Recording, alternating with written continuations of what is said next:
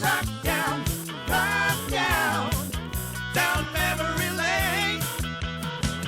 Rockdown, rockdown, see those guys again. Rockdown.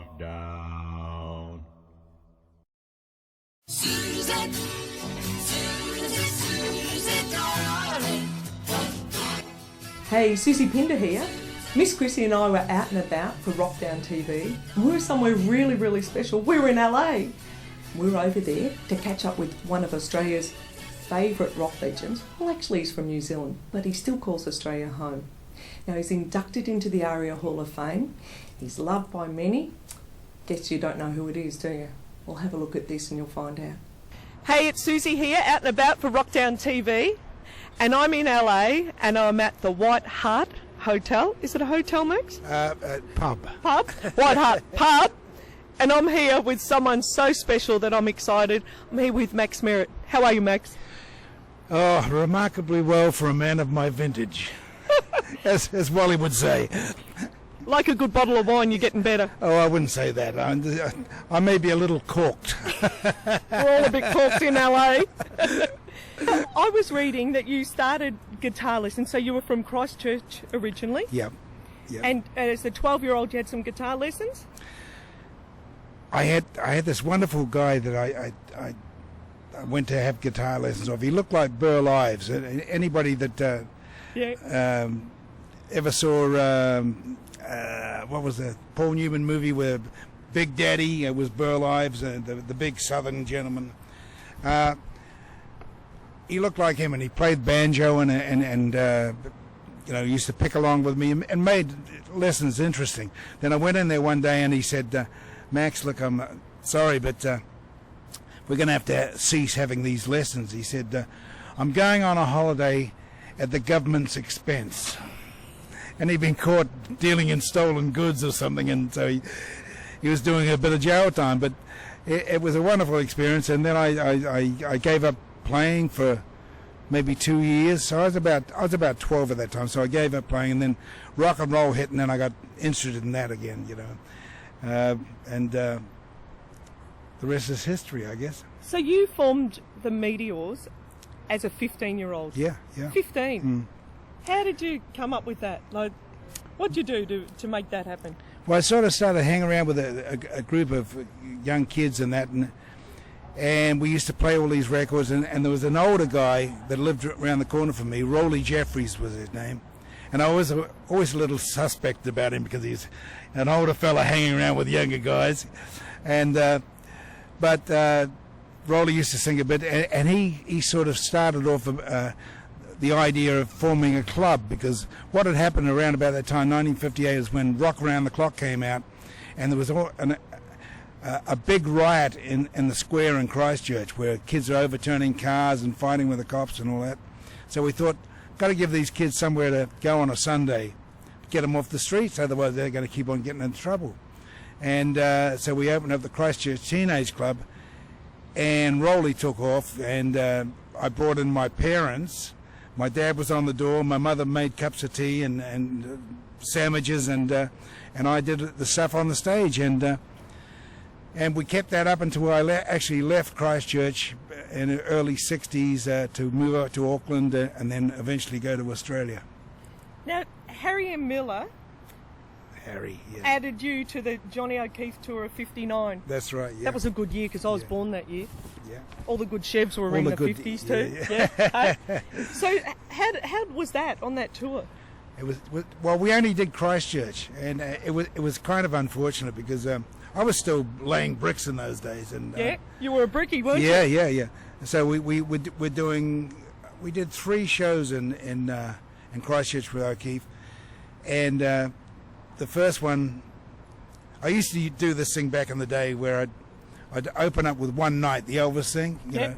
One night with you, yeah. Yeah, I love that. But we do the intro behind the curtain, and then when I start to sing, I jump through the curtain and in front of the microphone, and I'd have a couple of guys pull back the curtain, and I'd leap through, and we did this. We brought the house down. We actually killed him, and I went to work the next day, and one of the carpenters came up to me at work and said, "You did all right last night, didn't you?" And I said, "What do you mean?" He said, "Well, look at today's paper." And he put the paper down, "Local boys steal show," all right? And so I go in that night to do the second show, and O'Keefe comes up to me and he says, "That was a good song you did last night." And I said, "Oh, thank you, Mr. O'Keefe." He said, "You're not doing it tonight." I said, "Why is that?" He said, "I'm doing it." I said, "You can't do that." He said, "I just did." And so he went out and he did that. We still stole the show. But I got to say that O'Keefe never held it against me. Even when I went across to, he took me on his show and treated me graciously and never held that against me. Maybe he forgot. Maybe you taught him a few things, I'm saying. Now, 1960, your first album, Come On, Let's Go, is that what it was called? Come On, yeah. So that was HMV? Yeah. Released that? Yeah, we actually recorded that in the local radio station. Yeah. In the days when you didn't have headphones, and the fold back was a speaker that was close to you. That was the only. That was it. Yeah. And the way. Come over here. The way that where there's no sense, there's no feeling. I was seeing that. I was thinking I'm going to call over here. When you wanted to balance the instruments, you either took them away from the microphone or brought them closer. There was Now, did you back Dinah Lee on Reet Petite? Yeah, and Don't You Know Yokomo? Both those. I couldn't believe that. We were the kind of house band down at Viking Records in those days, and Dinah used to come in. And we played at a place called the Top 20 up there, and we do lunch hour sessions and play from 12 till 2. Then we go home and come back at night and play from 8 o'clock to midnight. But Dinah, who was working in a gym around the corner from us, she'd come in at lunchtimes, and I knew her from Christchurch. She'd get up and sing with us, and as we were the band down at Viking, it was an obvious choice. We backed her, and because she's still fabulous. She just did the Go Show recently. She's a great talent. She's a hard girl though to pick songs for, because everybody got it stuck in their mind that they want to hear something like Reet Petite or Don't You Know Yokomo. Yeah, they can't see her doing anything else. So she's been sort of typecast to a certain extent. She still looks fabulous. Oh, she hasn't aged. I know. I couldn't believe it. I know. Now, it's all smoke and mirrors. Is it? It's like me. I've had the whatever lift here in LA. I watch TV and you can have anything done. Yeah. That's right. Well, yeah, that's why I've grown this beard. Hides many chins. Rockdown. Now you supported the Stones on the '66 tour. Yeah, we did. Yeah, down the Palais. We played at the Palais in Melbourne. At the Palais. Yeah. And that was great. That was a great tour. Yeah. Had a lot of fun on that tour. It gave me an insight into what it was like to be a big star. I mean, we never attained that sort of stature as an act, but it was good to watch it from the inside. Yeah. So '67 was a tough year with the big automobile crash that you had. That was, it sounds to me from what I've read that it was pretty serious, and you were all lucky to survive that. It was a bit of a close call, yeah.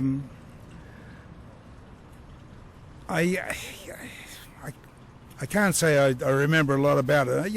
I remember all the details, but as with most things like that, you kind of you only retain the good things that came out of it, rather than the bad things that happened at the time. I think you were meant to be on this earth for the reason of your wonderful music.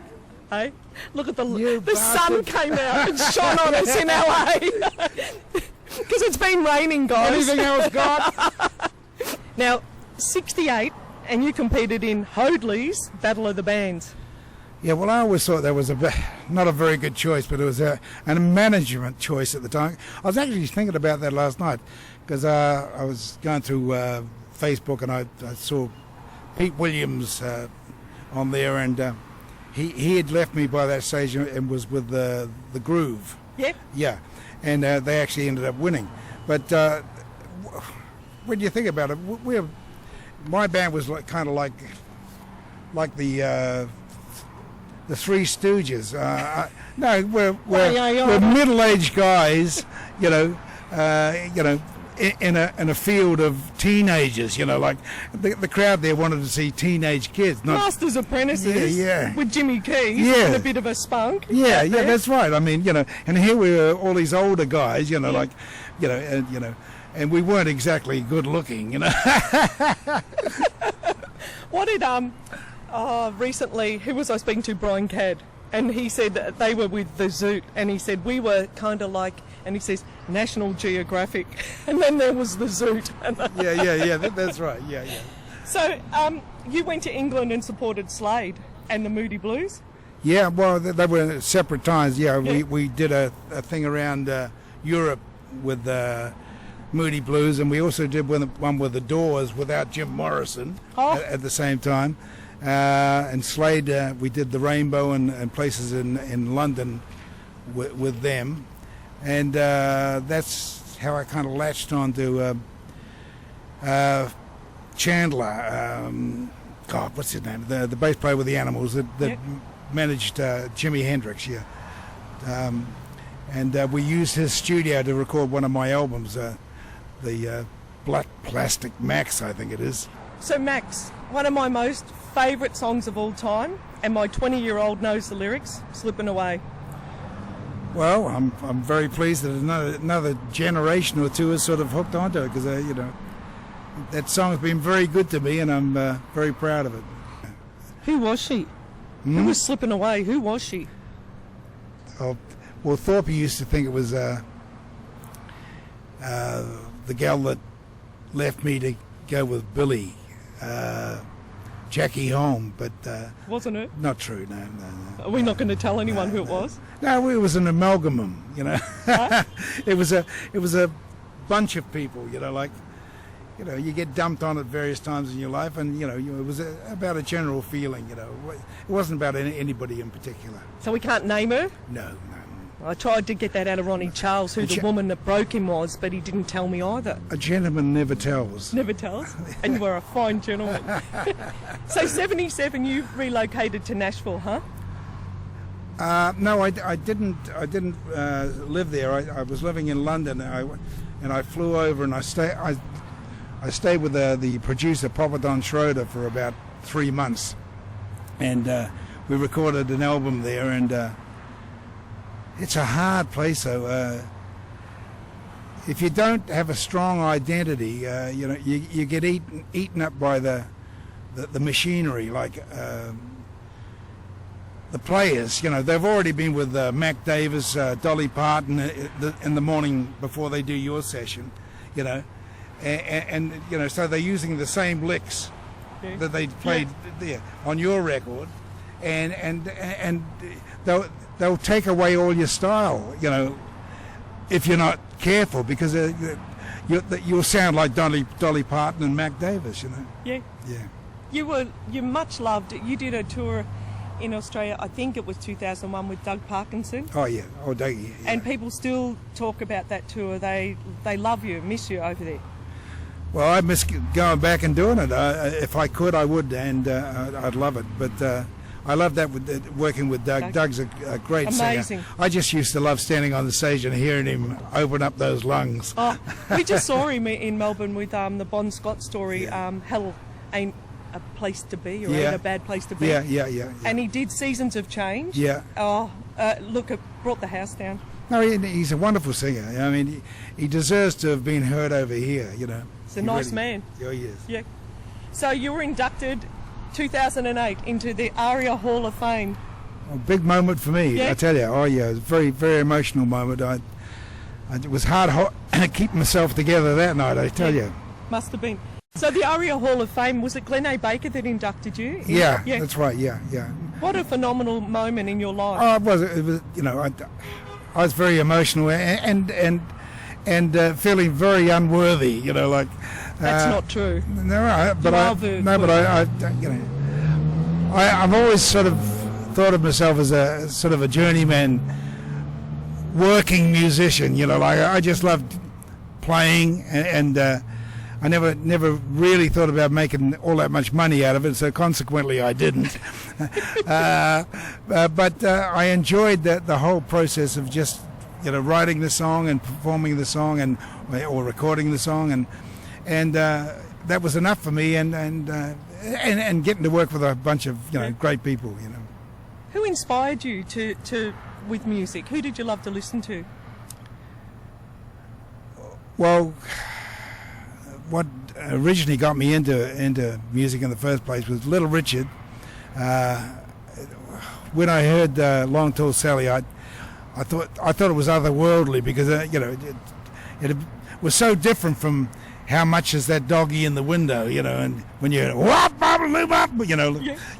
that sort of manic style, and I must admit I like Bill Haley, although I cringe a bit now when I say it, but I even at the time. Yeah, but I named the band after Max Merritt and the Meteors, Bill Haley and the Comets. Yeah, that was the reason I did that. Yeah. But I loved Elvis when he was done his original, like just the 3-piece stuff that he did. Yeah, That's All Right, Mama, and Milk Cow Blues. Blue Moon of Kentucky.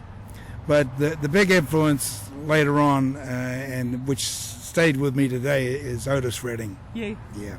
Beautiful. Yeah. When Jimmy Sloggett played me that version of Try a Little Tenderness in Auckland way back then, and Jimmy Sloggett plays the saxophone. Yeah. He's still playing. Yeah, I know. He was playing just up at the Ivy in Olinda where we go. Yeah. Well, I keep in touch with Jim a lot. Yeah. I'm gonna have to hunt him down. Yeah, we're good friends. We've been friends over 40 years. Yeah, and playing together over 40 years, on and off stage. What's more fun, off stage? Well, if you're a grandstander on stage. Well, Max, I'm going to wind it up because we're going to go in and have something to eat and have a sit down with Max. Really honoured. Rockdown just loves you. We all love you. But this is Max Merritt here in LA, Max's home for the last 30-something years, and we've been honoured to have him here on Rockdown TV. Thank you, Max. Thank you. Rockdown.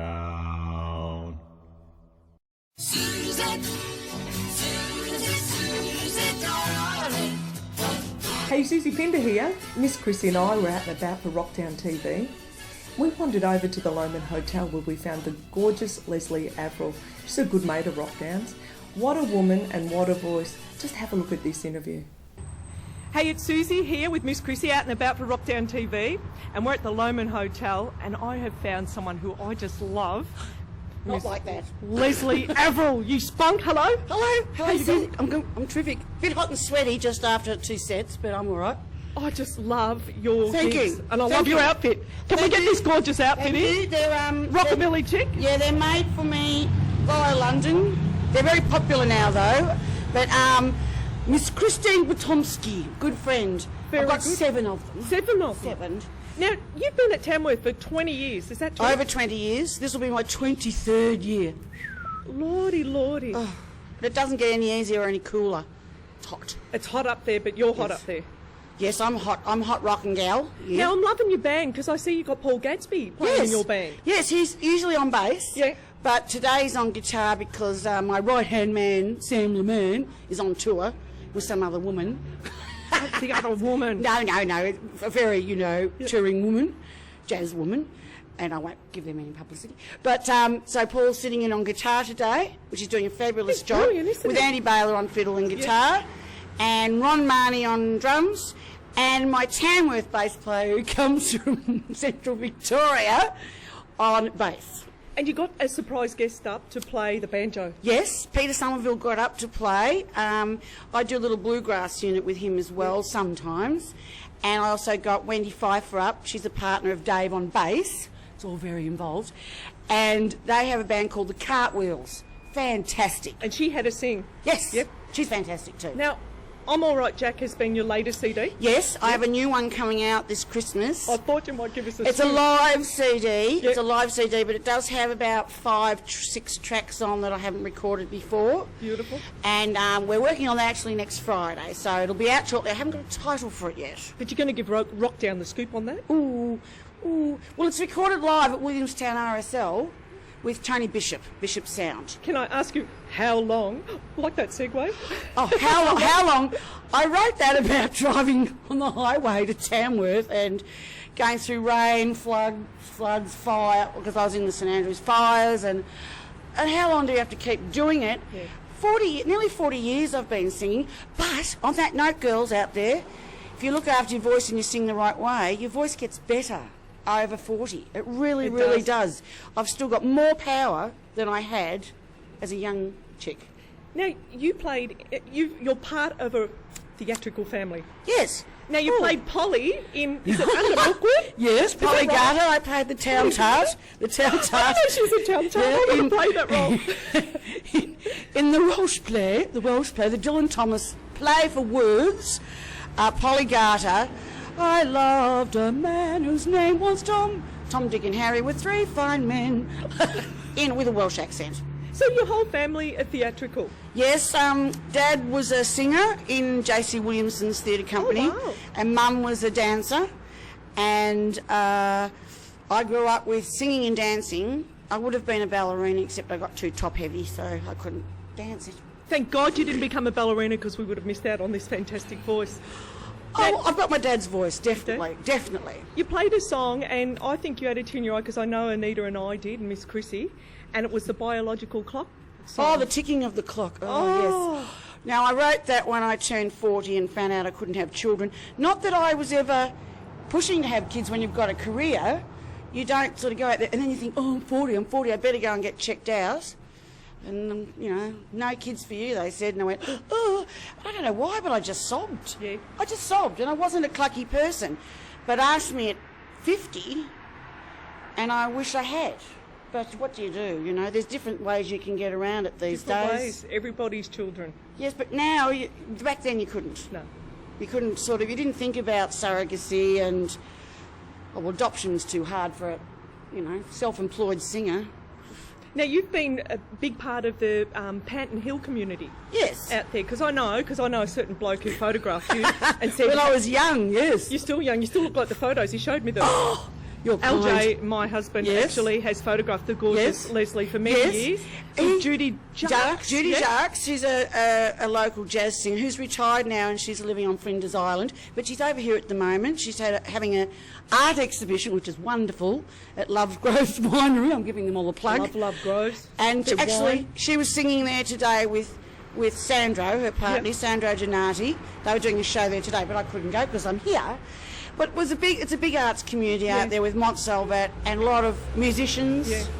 And I love it out there because I love the bush. Yeah, I just love the bush too. And I remember your partner. Yes. You do? You remember him? He remembers Mr. you. Pinder. That's it, Mr. Pinder. Mr. Pinder. Keep him in his place. Mr. Pinder. Yeah. Hello, Mr. Pinder. Hello, Mr. Pinder. Look, thank you so much. We've really wrapped. I play your song How Long every week on Rockdown Radio. Oh, I'm glad. 88.3 Southern FM, where we plug that too. Right. Yes, thank you so much, and you're a great interviewer. I just love it. Natural. I love your song. Very natural. Thank you. Oh, and I'll thank be you, back darling. to see you.